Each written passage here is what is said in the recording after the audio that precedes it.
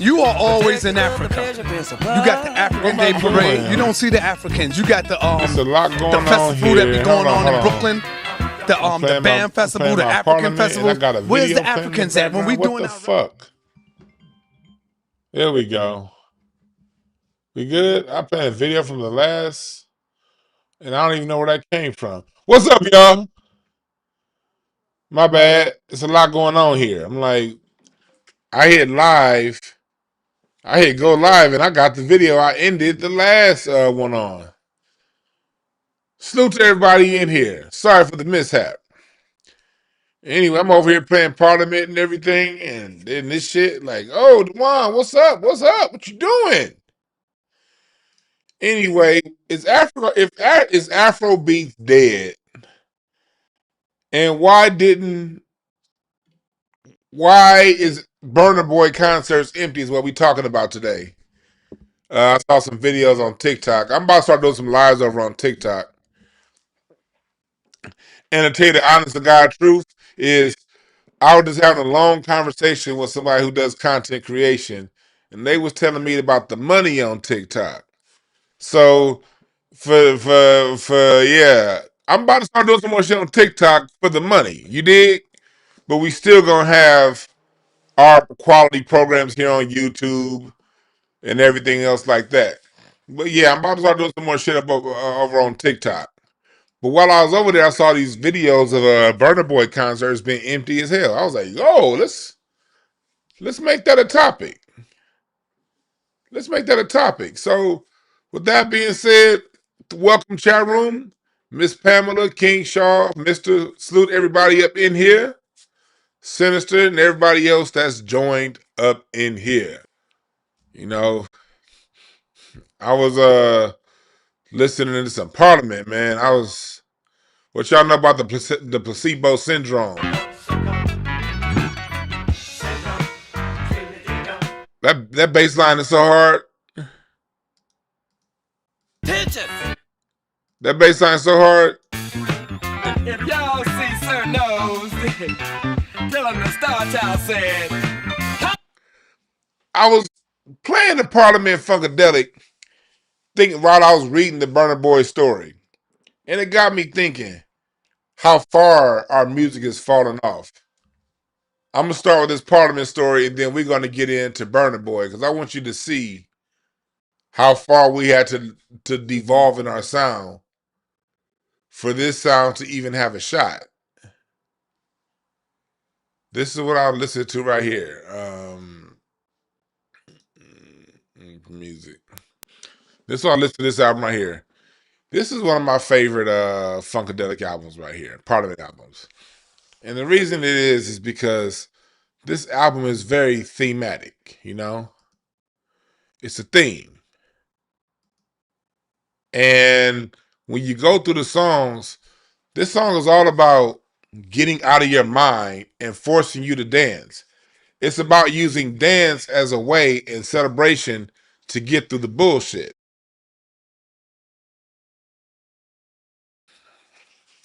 Sorry about that.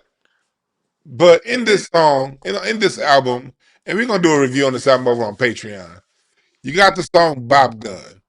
And you may have heard Ice Cube remake that. You've heard a lot of people in hip hop talk about the Bob Gun.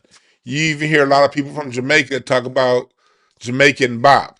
Well, bop comes from bebop, but the Bob Gun is a gun that makes you dance.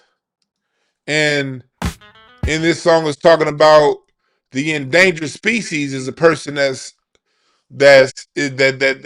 don't know how to that the endangered species is a person that knows how to let go and let their mind be free, let their body be free.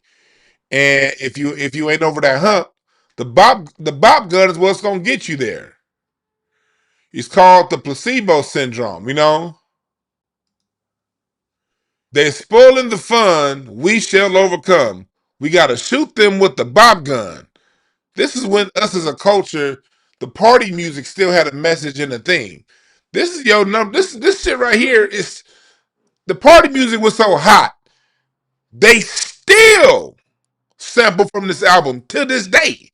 To this day. And in that they have a lot of artwork, and on the online you can't really get an appreciation for the artwork. But then you have a song about Sir No's Devoid of Funk. And Sir No in hip hop and in a lot of music, especially in the 90s, you started seeing like with Death Row Records, you started seeing a lot of characters. Well, Parliament and Funkadelic are the ones that really started creating. They had a lot of characters. You know, you had Sir No's Devoid of Funk. You had Wellington Wig Out. You had these different characters that meant people who, these were people who weren't, who we were around that we didn't like being around. I was spoiling the fun. And this was Sir Nose right here. Sir Nose Devoid of Funk. He was a person that refused to dance. He's like, I'm not going to dance. I'm going to be a prude. I'm going to be an asshole. I'm not going to dance. So in this song, Sir Nose, it's a song about they're using astrology in this album, on this song, to talk about how they going to get Sir Nose to get his ass up and dance. You going to dance, Sir Nose. You're not going to just sit here and be on the wall. And we get this all going to get to the Burna Boy point. And the what I'm doing right now is I'm just giving you a quick synopsis of how rich our culture is and how rich our music is when it's untapped and untainted by the industry. Parliament, this was released on Casablanca Records. And Casablanca was a record label that allowed the artists to do their thing. They had Parliament Funkadelic, they had Donna Summer. They allowed the artists to be free. You will dance. You must dance. And so that's what that song talks about. And then the next song on the album is about it's an old blues song about being the wizard of finance. But the next song I want to get to is Funkin' Telehi, where in this song right here, Yo, this is Mood Control. And this song is telling you about how the music controls your mood. Lo and behold, someone's fucking with mood control. When you take it every kind of pill, nothing seems to get through your ill. The bigger the headache, the bigger the pill. Y'all ever heard Ice Cube say the bigger the headache, the bigger the pill? That comes from this song. This whole album is about getting out of the bullshit in your mind and making you get up and dance and have a good time. Then it's a song about the placebo syndrome. You know how you get caught up in the syndrome and the placebo effect of being around people around you who are not fun, not intellectual, and oftentimes we get down because we got the placebo effect of being around other people who ain't shit.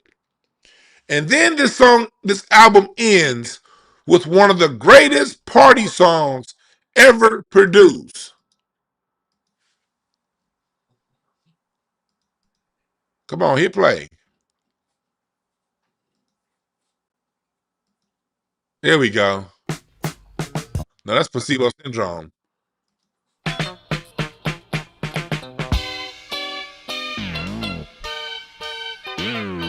What y'all know about that? That's on Flashlight. Flashlight is about using the 7 colors of the chakras to activate different parts of your body to get you to get up and move. I guess I'll go down the street. And that's the first time a Moog bass, that's Bernie Worrell on that Moog playing that bass line. That's not even Bootsy Collins on the bass. That's Bernie Worrell playing that bass line. And so the point I'm making is there was a time that our music not only made you party, but it not only made you feel good, but it gave a purpose and a reason as to why. And it created imagery. It created imagery to go along with what they're talking about. So when they were talking about Sir Nose Devoid of Funk, he had this big ass nose. See, hip hop always say we got the graffiti. Graffiti was a funk thing, god damn it, before it was a hip hop thing. It was Pedro Bell who even created the Parliament Funkadelic logo, what we call hip hop block letter writing. A lot of your hip hop block letter writing comes from these Parliament Funkadelic albums. There was a man out of Philadelphia, a brother named Pedro Bell, and he was the artist. And you see this logo right here? A lot of your hip hop graffiti is mimicking this font right here. It's not too big of a difference between hip hop font and what you see right here. Funk started all this shit down to the graffiti in the artwork. You dig? So that's what Black American culture looks like, free and unmolested by the corporate environment. The problem was this album dropped in 1978 or 77, I'm not sure. I wasn't born until 81, but I just know my history. It was either 77 or 78. I think 77 was the Motor Booty Affair, and 76 was the Clones of Dr. Funkenstein, and 75 was the Mothership Connection. Chat room, check my numbers for me real fast. 75 Mothership Connection, 76 Clones of Dr. Funkenstein, 76 the Motor Booty Affair, and 78 Funkadelic versus the Placebo Syndrome. Ask me, see if I got my chronology right. But that's what our music sounded like to a point. And if you go to my music history course, we really get deep into this. It's over on Patreon. We really get way deeper into this. This is much deeper. Yeah, hit the like button. Hit the like button. Yeah, both Cornbread and Pedro from Philly. Yeah, people don't talk about Pedro Bell. He died about 10 years ago now. But Pedro Bell did all that funkadelic artwork, that hip hop, all that Africa Bambaataa, African, that artwork. Pedro Bell started that. Learn that name, Pedro Bell. Okay, the chronology was right. Cool. So that's what it's about. But look up Pedro Bell. That motherfucker was cold.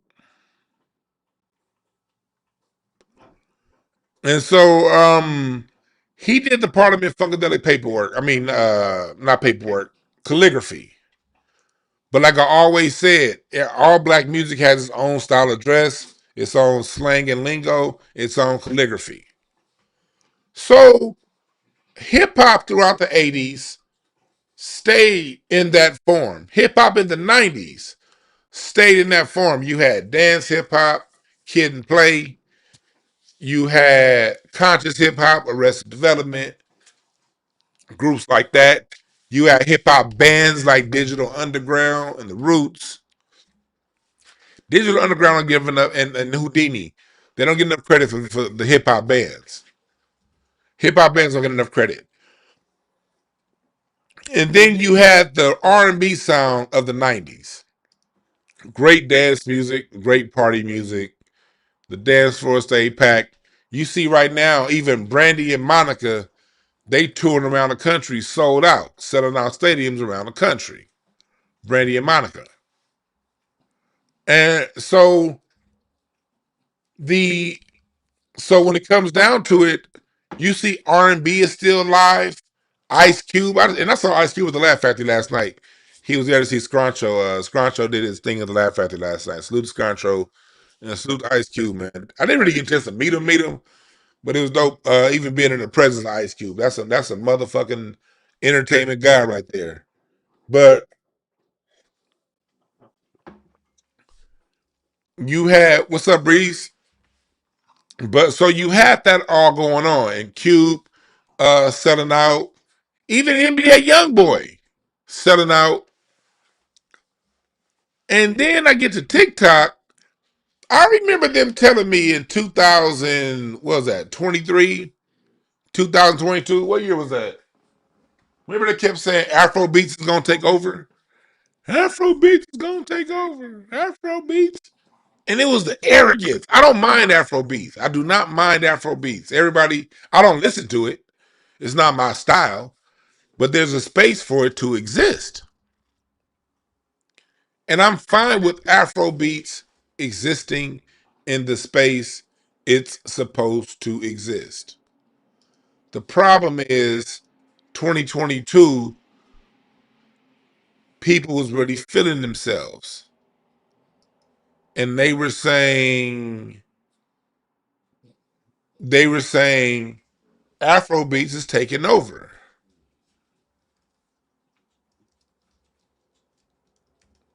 They were saying Afrobeats is taking over. Afrobeats is going to rule the world.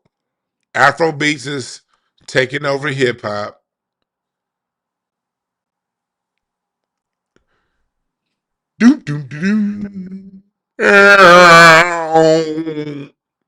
That shit is flopping like a motherfucker.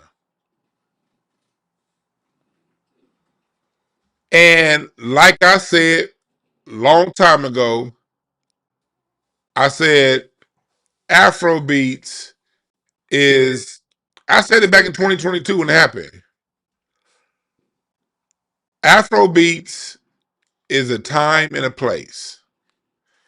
It's not going to die as far as like never exist anymore. It'll still exist, but it's not what people think is going to be as far as a worldwide music through a long period of time.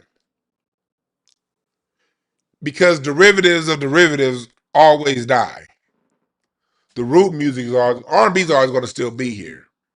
Africans singing R&B is going to be here. Afrobeats will have its place. But as far as a worldwide sound, never. Never. And that's okay. But when it came down to it, a lot of people, when Afrobeat had its run in 2023, 2022, the issue was a lot of people were coming at us.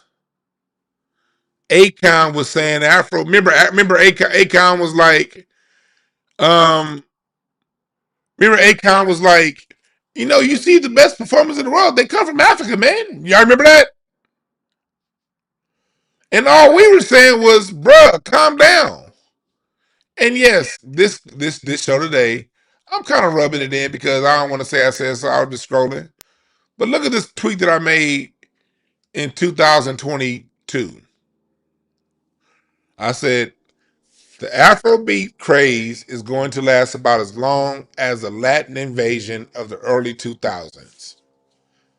Their sound that we created too, by the way, will get a summer or two of shine.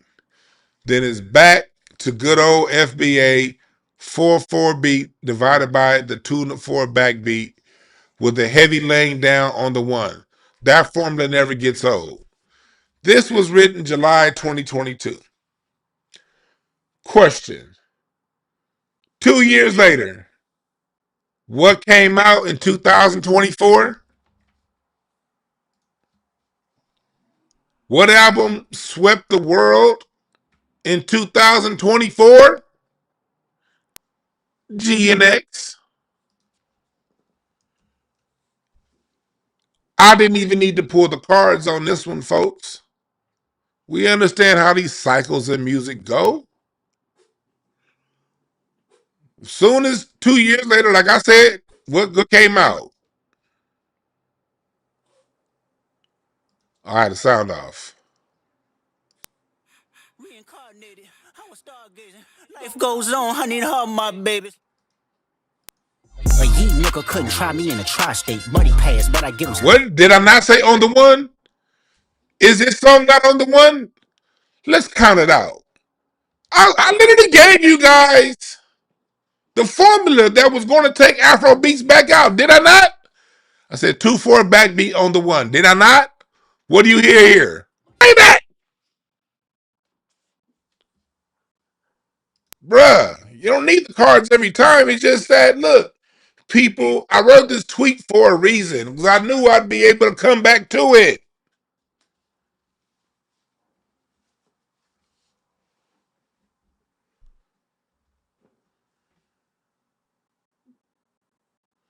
Afrobeats will get a summer or two of shine. Let me retweet myself.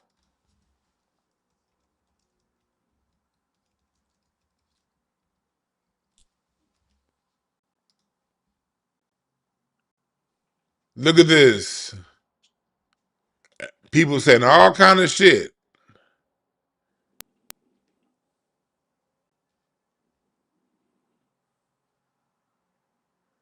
Why all the hate? All these people was mad. Why does it have to be either or? Why? Why ask why, motherfucker?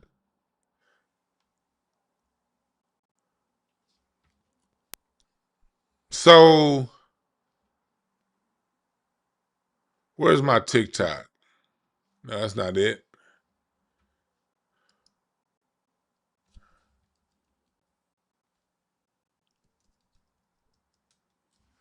Burna Boy. So this is what we saw on TikTok. And that wasn't it.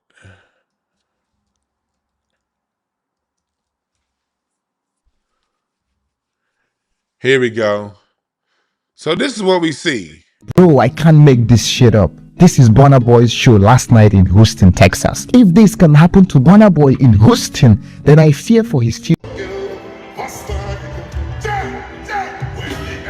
The reason why it's crazy about it happening in Houston, because Houston has a huge Nigerian community that goes back to Akeem Olajuwon. Houston is a major place for Nigerians. Bro, I can't make this shit up. This is Burna Boy's show last night in Houston, Texas. If this can happen to Burna Boy in Houston... Look at that. Look at that. Lord. Lord.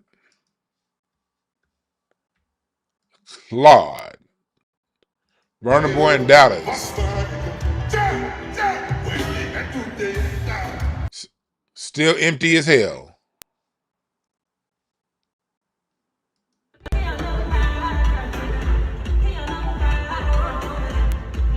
See that? Wow. Versus, let me go to my Ice Cube.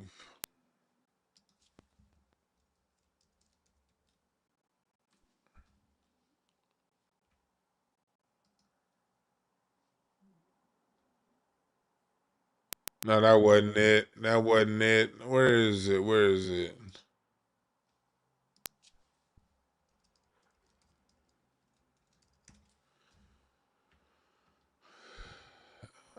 No, I'm looking for when I went to Ice Cube's show.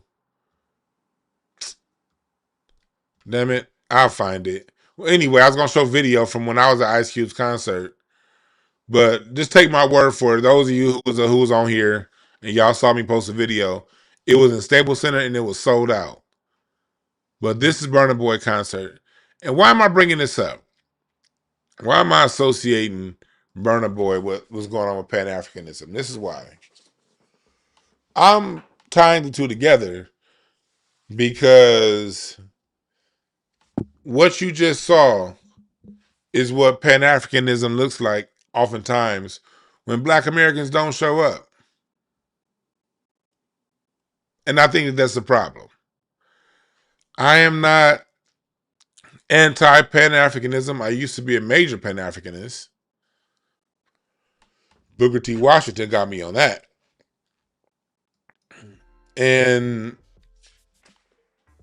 you know, I still agree that long term, when we're looking at as things pan out, Pan-Africanism is the way to go long term. Problem is, in the immediate time, Pan-Africanism is only one way. And that's something I want to make clear. I'm not going to sit back and dump again. I've said what I had to say about the Dr. Smalls situation. Other people said what they had to say. You know, at some point, we just got to do what we do, and like Dr. Small said, let them do what they do. But I pointed this out sort of as a follow-up to yesterday's talk about Pan-Africanism and why it is where it is. I think this Burna Boy concert's a major reason why. That when you listen to Burna Boy's music and you listen to the conversation around his music, especially when he was hot, he had a lot of negative talk about Black Americans and very little acknowledgement of our culture. He always has something to say, you know, on his interviews, while using Black American music, using Tony Braxton, using Teddy Riley. Everything about the music is American. Everything about it, other than the do. I hate that fucking beat. But you can buy my Afrobeat sample packs on downplayed.com. I'm a capitalist, goddammit. I got Afrobeats sample packs on downplayed.com along with funk packs. You can hear me playing it. downplayed.com/shop. You can go there, and I'm gonna set up some Black Friday sales pretty soon.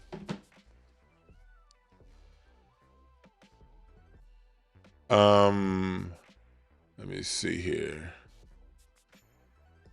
Probably today I'm gonna set these Black Friday sales up. It's already a sale going on. Back for more, you get 10%, 15% off. Oh shit. I was talking about the Ice Cube concert. This was it. See, remember earlier when I was talking about Ice Cube? Y'all saw the Burna Boy concert? This was Ice Cube last month here in LA. This is Ice Cube last month here in LA.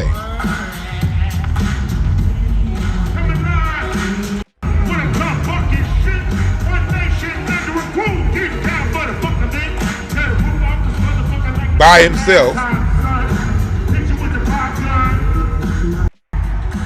Look how many people there to see Ice Cube.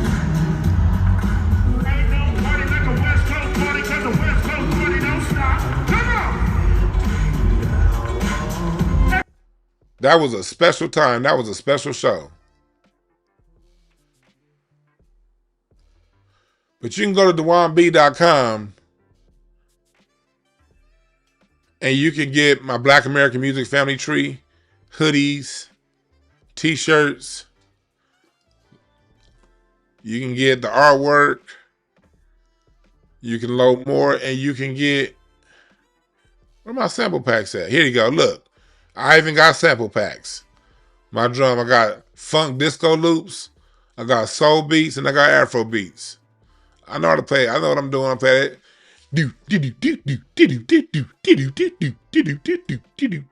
So if you do some Afro beats, at least use my beat. All right. But see the difference? Burna Boy. I can't make this shit up. This is Burna Boy's show last night in Houston, Texas. That look anything like Ice Cube? Same size venue. But I said all that to say that us as a people, we have our own culture, and we're drawing that comparison because, like, when Afrobeats was hot, we saw all the shit talk going on. We heard we saw the non-acknowledgement of Black American culture. It was like when Burna Boy and all those cats was hot. When did they ever like give it up to Black American culture for seeding them with motivation for that to create that sound? Where is the acknowledgement? He was trying to tell us that Africa's home. Well, play the music of home then. Why are you playing our shit? You might have a stadium full if you was playing Oole, Oole, Oole, Oole. I'm just playing. If you get offended, that's your bad. I thought it was funny. Anyway, see, when it comes, I'm not an anti-Pan-Africanist. If you're the kind of person that's into Pan-Africanism, if you're a Pan-Africanist, then by all means, if your energy says to continue on with it, then by all means, continue on with it. I'm not going to say you crazy, because I do see that long term, I do believe Pan-Africanism is the way to go long term. But in the immediate term, everybody got to get their shit together. And we need to get our shit together as a people. We don't have our shit together right now. And part of getting your shit together is sitting your ass down and having family conversations, immediate family, mama, daddy, sister, brother, and leave your uncles and cousins out of it. See, y'all are cousins. But when you live with somebody, y'all got to have a meeting first before you go work with even your own cousins. Africa is our cousins. Black America is my brothers and sisters, nieces and nephews. And, oh yeah, I'll include aunts and uncles in that because that's the immediate bloodline. Nicole Smith said, Wale, it's too late to capitalize off Afrobeats. It's dead. So, thank you for the comment, brother. No real Neil, but we covered Sandra Isidore about 3 or 4 years ago on this channel.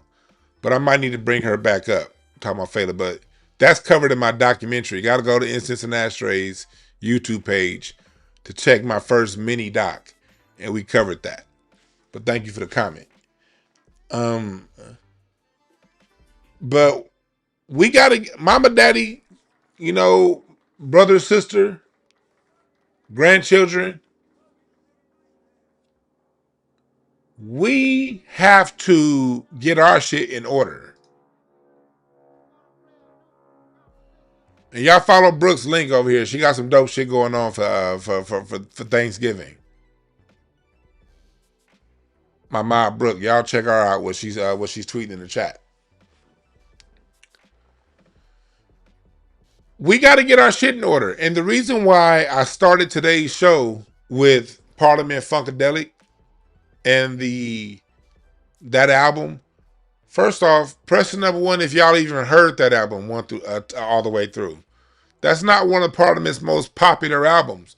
The song Flashlight is, but that's not one of the more popular albums. But it was the music on it. Songs like Flashlight went everywhere, and it's still everywhere. And the music on it has been getting sampled for the last 50 years. You hear what our music is like when we sort of just mind our own business. The music is there when we focus in on our culture, when we don't have studio executives and ties telling us what to put in our music. We even make party music that's thematic, fun, metaphysical, makes you laugh, makes you think, feeds your soul. It was the same thing. I could use a whole bunch of other bands, but I'm just going, because I feel like it, I'm just going to stick with Parliament. Go-to album in my library. This album right here. Same thing. This is the album that came out the year before. Where'd it go?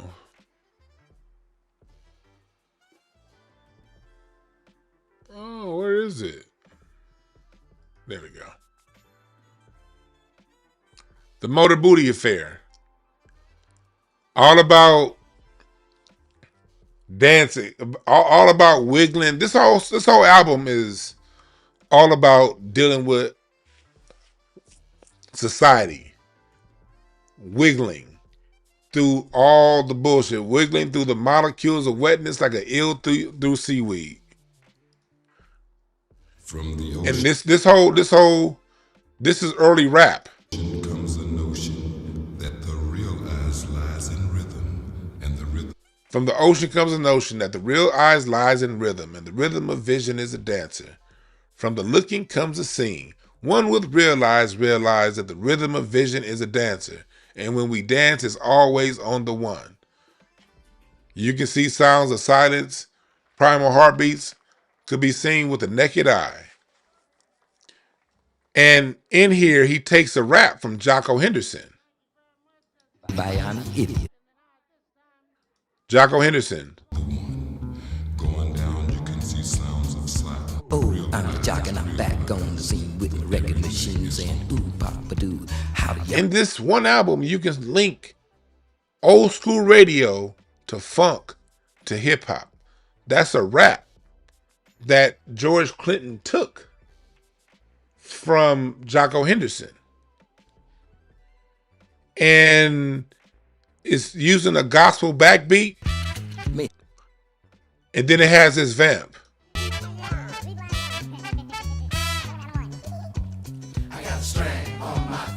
I got a string on my thing.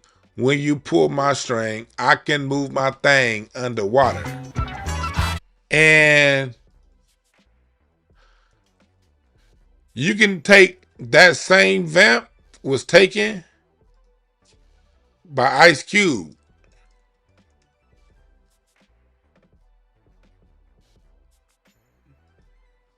What you doing up here anyway, nigga? On Death Certificate.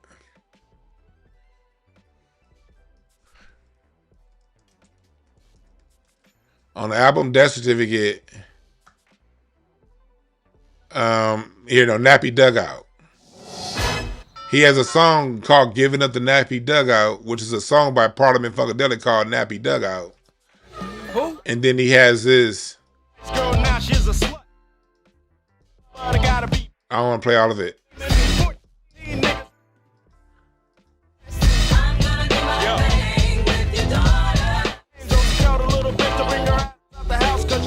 No, for giving up the nappy dugout. He took that vamp from this song. He took that vamp from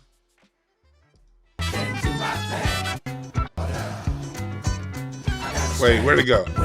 This is the bit cross over. Freak out with a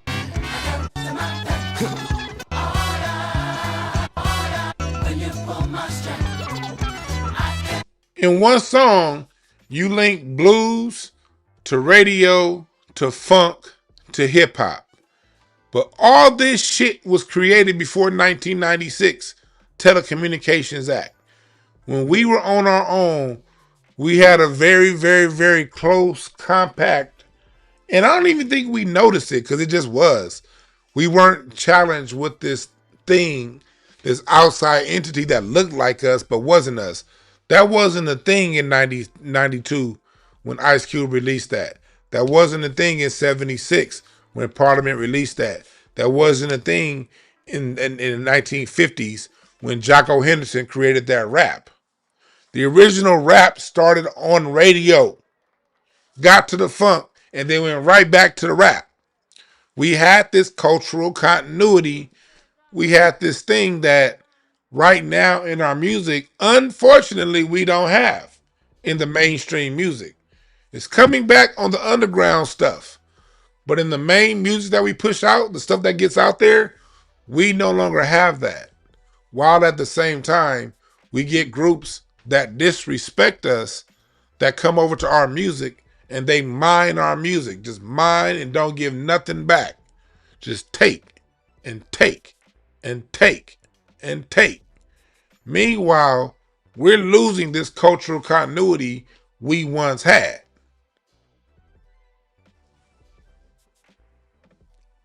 We losing this cultural continuity we once had because we had a lot going on at one time that we were pushing out that fed our soul. And like I said in this book, if you want to know more about what happened to Casablanca Records, you got to get this book. I think it's out of print. It's called Music Industry Hitmen. The industry purposely did a lot of things from 78 on to disconnect black people from our music and disconnect the world by extension, because our music wasn't just healing us, it was healing everybody.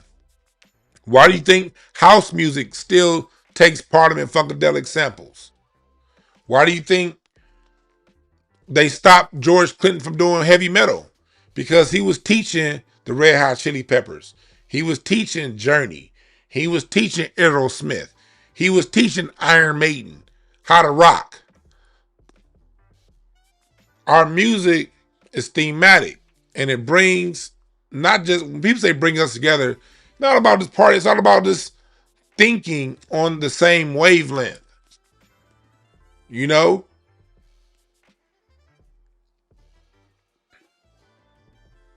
And we had songs like Miss Aqua Boogie. On Aqua Boogie, man, Bernie Worrell, this is talking about never learned to swim, can't catch the rhythm of the stroke. How many times y'all heard that in rap? And then when you get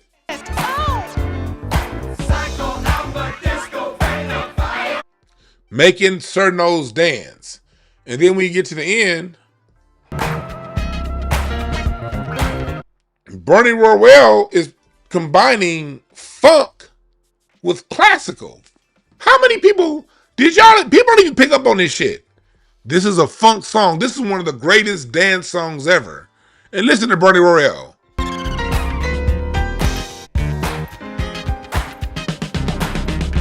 On the piano.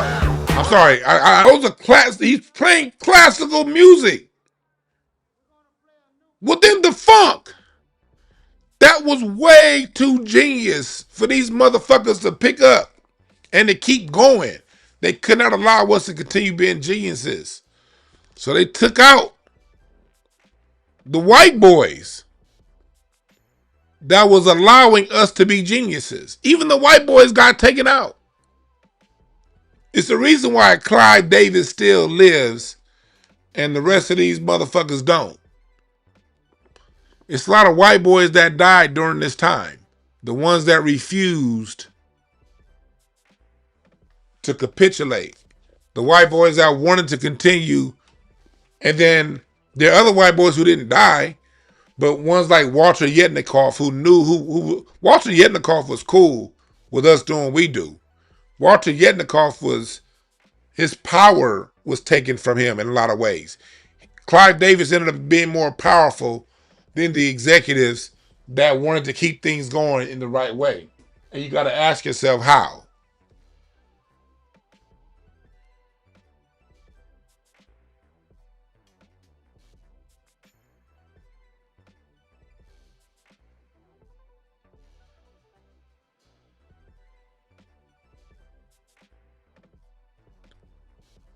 So understand that this is something that award that's been put on us by our own government, allegedly. When you read stuff like books like Operation Chaos and COINTELPRO, you know, they don't have any reason to stop doing what they've been doing, the way I see it, you know. They don't have no reason to stop doing what they do. So they do what they do. But going back to, is Pan-Africanism dead? We've been Pan-African enough with our sounds and with our things, and it has not been reciprocal. So a lot of Americans are like, you know what, we good. We don't even want to hear y'all music like that. And then what happens to Burna Boy's concert is what happens when we pull away. That's what happens when we pull our support, when we be like, you know what, we good. When we say we good, everybody else say that we good too.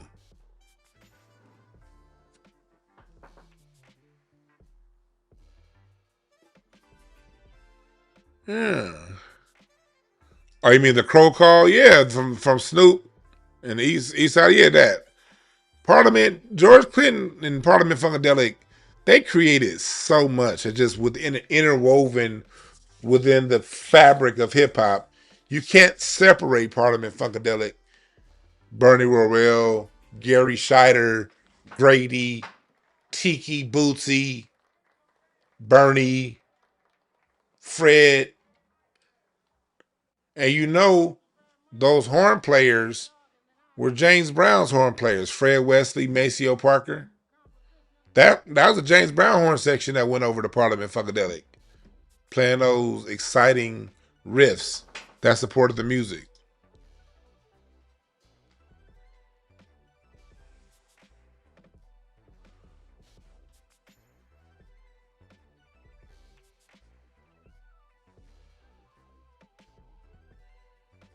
Yeah, so my only recommendation to people is, again, I'm not against nothing. You do what you do.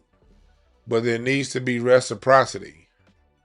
The only way Pan-Africanism is going to work is if there's reciprocity.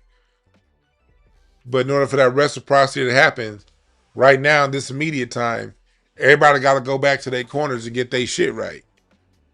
You know, people who have African descent, they're gonna have to really look in the mirror hard and ask themselves what's their relationship like with those in the West, with the black people in America. And if your relationship is to continue to get it and send money back home and build home, that's fine. Nothing wrong with that. Just understand that we won't be there to support you do that, to support you doing that. We'll be there to support for us all to be together. You know, y'all come help out over here, pay it back, pay it forward, because our shit ain't right here. But we ain't got nobody willing to help us. We have to, like, you guys ignore what's going on here, and we have to ignore what's going on here to help you over there. That's not cool. In us doing that, we lose a flavor in our own shit. And we get to the point to where we don't even have enough to even help you out if we wanted to. So again, if people want to continue being Pan-Africanism, that's cool. Pan-Africanism, that's fine. I ain't got no issue with that. But be reciprocal. If you want someone like me to jump back in, and I'll say that to any Pan-Africanist, I'm down with reciprocal Pan-Africanism. Yes, I am. I'm not down with one-way Pan-Africanism. No, I'm not. Burna Boy, if you want, you know what you can do, Burna Boy? You could donate. If you want some reciprocity, you could donate to the Black American Music Family Tree. That's what you could do. You could donate to the foundation, the Black American Music Family Tree Foundation. We right here, bringing back the history and highlighting the history that shaped all genres of music, even Afrobeat and Afrobeats. Through documentaries, through curriculum, interviews, and things like that. Burna Boy, you can give monthly, and this goes to everybody in here. You can donate once, you can donate monthly. You can go PayPal, you can go Stripe. Hell, you can, and then what you can do is, once you get in there, you could even donate through Apple Pay. All right?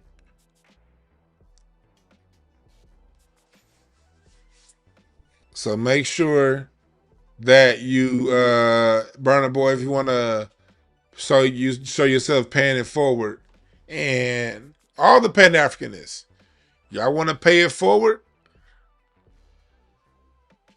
Y'all want to pay it forward? Y'all want to show reciprocity with Black Americans?